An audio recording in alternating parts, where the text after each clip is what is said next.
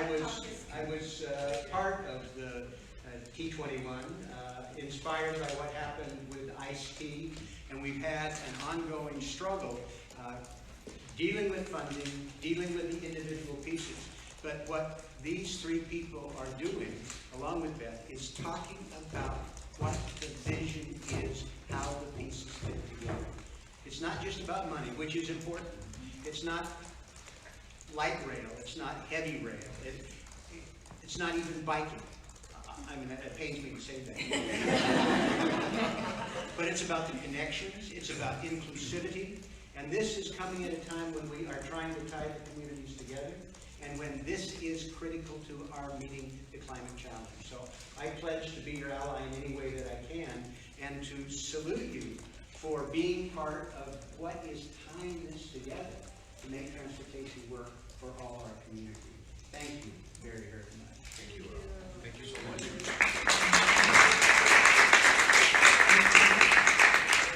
So, good morning to all. As I entered the room here, a bell went off in my head and the dots connected. So I figured out why I went back to graduate school at the ripe age of 44 years of age and graduated this century in the year 2002 from the University of Illinois with a master's degree in urban planning. It's because I would wind up one day as a member of the Transportation and Infrastructure Committee, and as one of the co-chairs with my colleagues here of the newly formed Caucus, the Transportation Caucus of this Congress. So I am very excited, Beth, and thank you for joining us this morning and for initiating this press conference. I want to thank, of course, Caucus co-chair Ayanna Pressley from Massachusetts, and then, of course, the West Coast is also represented here, and Representative Mark Takano. And of course, I want you to know we're already up to 19 members of this caucus, and we just went over. And it's very exciting. I also want to thank our CTA President, Chicago Transit Authority, Dorval Carter, who will be joining us, and Livable Streets Executive Director Stacy Thompson, and everyone for joining us today. I can see folks from the committee, safety organizations, environmental organizations, and folks from across the sector. Thank you. So today is a very exciting day. I'm proud to stand with my two colleagues and members who have joined the Future of Transportation Caucus from all over the country. The fact is that we need more equity, access, and immense opportunity with a new infrastructure package and surface transportation reauthorization. But sadly, we find ourselves in an all too familiar situation. There isn't enough money to go around on our chronic shortfall, and our chronic shortfalls persist. Crippling congestion, a growing climate crisis, and constant disrepair of systems all over the country. It doesn't take a genius to say something isn't right. Some say if it ain't broke, don't fix it. Well, it's broken. And I think all of us in this room know that a fix in the gas tax isn't enough to solve our systemic problems. We have an over $30 billion backlog in Chicago alone. My friend Dorval Carter can attest to that. Back home in Chicago, it boils down to social justice. People cannot afford to get to where they need to or stay where they grew up, and the economic ramifications are significant. We need to take a step back and start thinking about what it is that we are throwing hundreds of billions of dollars of every year. Are we reducing emissions and vehicle miles traveled? Are we making the roads and transit systems safer and more reliable? Are we actually making people better connected or contributing to more congestion? Are there policies we write contributing to or preventing gentrification? Very key in Chicago, I'm sure others in other areas as well. Are we making cities and states the resources they need to make bold changes? Are we providing that? These are the kinds of questions I'm hoping we start to take on. Tackling the status quo and saying, wait a minute, Are the programs and systems in place really getting to the root of better and more equitable connectivity? The goal, after all, is getting people to and from where they need to go. Work, home, school. Too often, there is a lack of expertise on these issues outside the members of the Transportation and Infrastructure Committee, so we want to lay the groundwork so that all lawmakers and their staffs are more up to speed. No pun intended.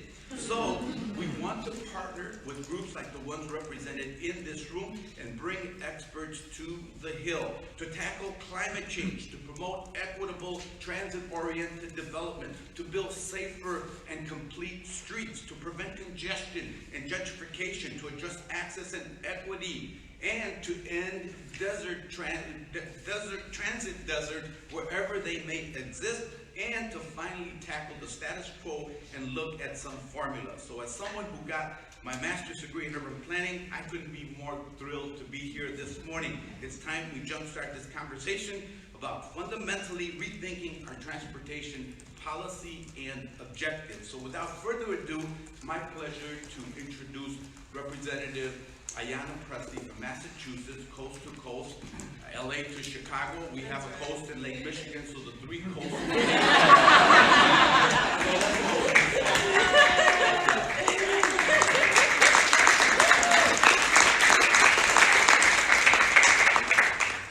Good morning, and thank you all for joining us to launch the Future of Transportation Caucus. What an exciting day to be forming something. And I've always believed that the best efforts are those that are informed and driven by community and endorsed by government. This is how we do this work in symbiotic partnership. And so, of course, I'm biased. I'm grateful for everyone being here and the work of all of our staff. Special shout out to Dennis on mine. But I just want to represent Massachusetts in this morning. This is how, committed, this is how committed everyday people are, and activists and advocates in the work of social justice and the work of transit justice that they made this journey here today, as did all of you, so thank you. And thank you to my fellow co-chairs, Representatives Garcia and Takano, respectively, for your leadership. We represent very similar districts, and that's why we're partnering. Very diverse districts that are dealing with great inequities, and certainly transit injustice is at the center of those inequities and those disparities, and so it makes sense that we would partner in this work together. So I thank them and for their partnership in the fight for transit justice, and again, thank you to all the advocates and activists who've traveled near and far to be here today. Access to safe, reliable, and inclusive modes of transportation is a matter of social justice. When we make concerted efforts to design our transportation system to serve those most in need, we inherently serve everyone. For years, transportation systems in the Massachusetts 7 and across the country have perpetuated disparities, forcing many of our low-income neighbors to pay more, endure longer commutes, and to lose pay and family time. In my district, the 4 neighborhoods with the longest commute times also have the largest populations of low-income residents. In fact, Black bus riders in the Boston metro area spent 66 more hours per year waiting, riding, and transferring buses than white bus riders. These disparities obstruct economic mobility and create unnecessary barriers to success. Barriers for the high school student just trying to get to class, for the senior trying to get to a doctor's appointment, for the hourly low-wage worker simply trying to get to their job. We cannot talk about spurring economic development and tackling economic inequities in urban, suburban, and rural communities without discussing the need for modernized roads, bridges, and mass transit that connects community to jobs and higher education. The Future of Transportation Caucus will bring together experts, activists, and policymakers to advance federal transportation and infrastructure policies that prioritize community connectivity, multimodal networks with seamless bicycle and pedestrian infrastructure so that every community has access to critical housing, education, employment, and the health services necessary to thrive. Our caucus also aims to explore policies that will promote walking, biking, and public transit over vehicles on our roadways, making transit safer and environmentally friendly. Our policies and investments must intentionally prioritize mass transit systems, protect frontline communities, and alleviate the environmental health hazards caused by traffic congestion every day. Investing in the maintenance of our transportation system over expansion of our roadways is how we can achieve that goal. Now, in the last 5 years, the MBTA, Massachusetts Public Transportation System, had the second highest number of train derailments of any metro system in the country. Now, I rode the T back home with a transit advocate named Diane. Diane uses a wheelchair and is fighting for transit justice and the ability to navigate her city.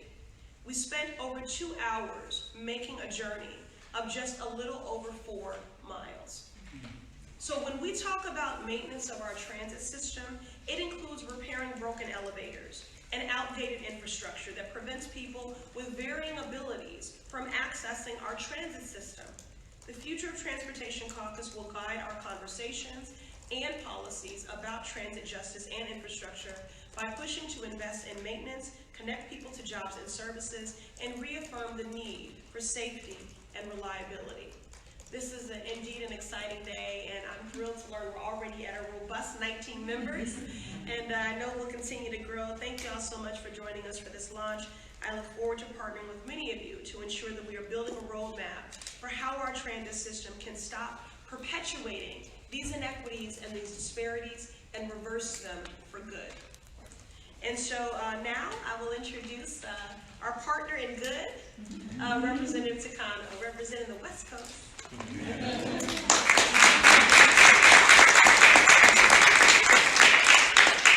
I just got to see for just spatial awareness, whether, so you should be in the center. I'm on the left center, on the left coast, the right coast. And actually, I'm ready.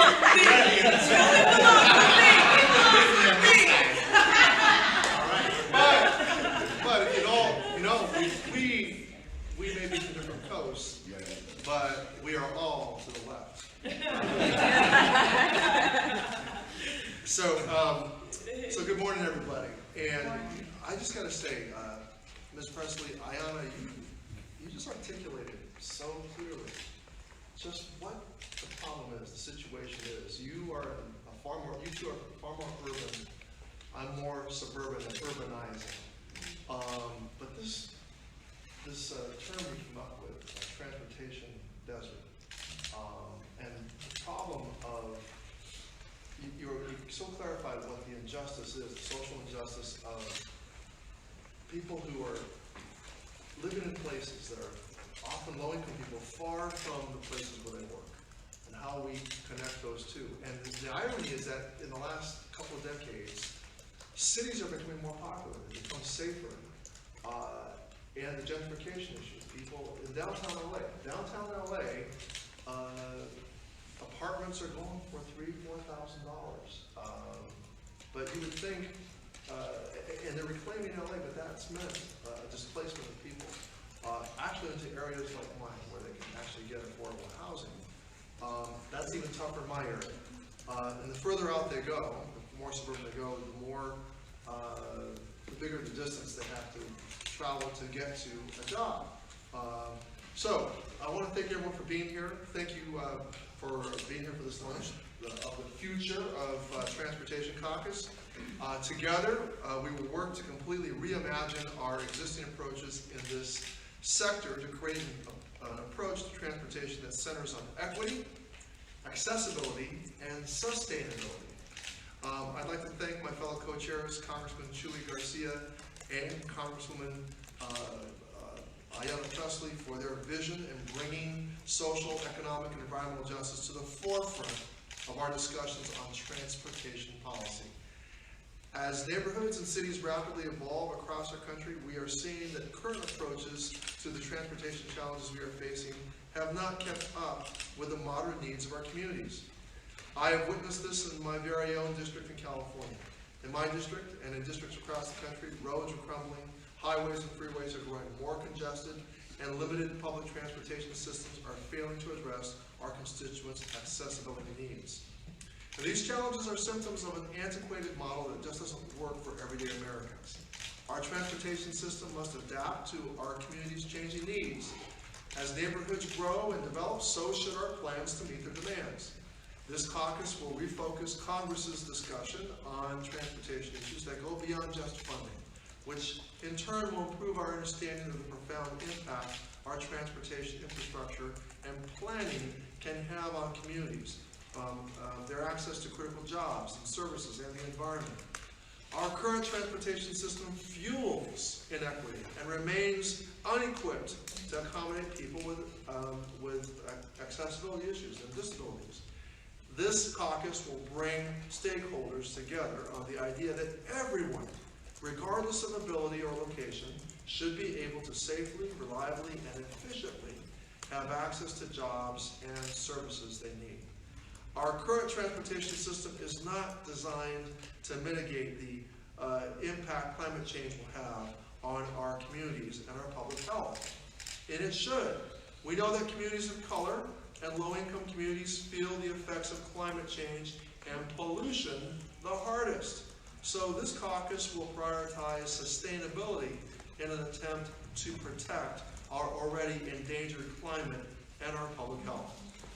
Our current transportation system poorly manages the roads you and I drive on every single day, so this caucus will encourage us, Congress, to invest our resources in a smart and efficient way to build better and safer options. We can't simply just throw money around at our transportation problems and hope that they'll disappear. We have to take action and invest in smart solutions to give Americans access to a better, more reliable transportation system. Congress needs to harmonize its understanding of our challenges with the reality of the future. We need to get in sync with the future. And the future of the Transportation Caucus, the future of Transportation Caucus will help us to achieve just that.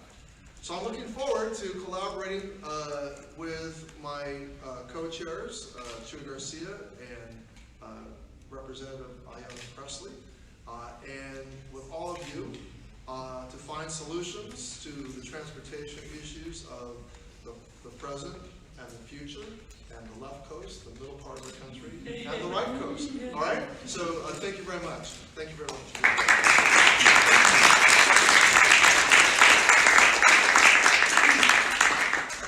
So unfortunately, Dorval Carter is not going to be able to make it to participate today. And I do want to say I got the chance to work with Dorval when I was at the USDOT, and he is an incredible leader and has done great things at CTA, and we look forward to working with him to further all the efforts that our caucus leaders have talked about this morning. And we hope he wasn't caught in a traffic jam.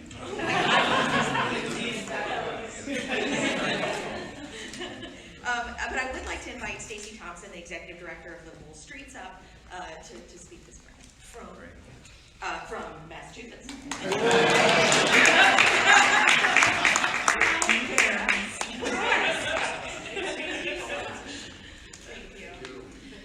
I promise to be brief. I know we all have busy days today, but I'm Stacey Thompson, the Executive Director of Livable Streets Alliance, a Boston-based advocacy organization that believes our transportation system should be a tool of access, equity, and opportunity. And I am privileged to be joined today by my colleagues at other organizations in Massachusetts, including Transportation for Massachusetts, the Metropolitan Area Planning Council, Alternatives for Community and Environment, Bikes Not Bombs, Mass Bike, and the Boston Cyclists Union. And this is just a small corner of the growing coalition of advocates across Massachusetts who are no longer willing to accept the transportation status quo. Recently, my organization produced a report that showed that the MBTA is 67 buses short of meeting its own service standards today. And referring to the statistic that Rep. Pressley shared earlier, we need an additional 200 buses to close those equity gaps in our communities of color. However, our federal policies are not designed to enable and support solutions that would fix this. It may seem overwhelming, but the simple fact is we just need more buses, more operators, and more service. That is achievable, and we need federal policies that speak to that. Instead, we continue to focus on resourcing our attention to mega projects that widen roads and cause congestion and pollution. The result, nearly 500 bridges in Massachusetts are structurally deficient. This safety crisis is an outcome of an outdated federal incentives that encourage states to forego state of good repair and instead apply for expanding infrastructure. We need to prioritize projects that promote safety and community well-being. Every year, thousands of people in Massachusetts are seriously injured or killed on our streets. These individuals are more likely to be children, older adults, people walking, and people biking. They are most vulnerable, and they die doing something as simple as trying to cross the street. We need to require that states and local governments put safety before speed. And finally, we need to ensure that we are delivering projects that connect people to jobs. This has been stated clearly by this group. Connection should be the priority of the future of our transportation system. Every road and every transit project we back as a country should be designed to ensure that the next generation continues to thrive. I'm here with my colleagues today to say that we, as local advocates, stand with the Future of Transportation Caucus and look forward to supporting and informing your important work. I am also here as an advocate to say that we are watching you.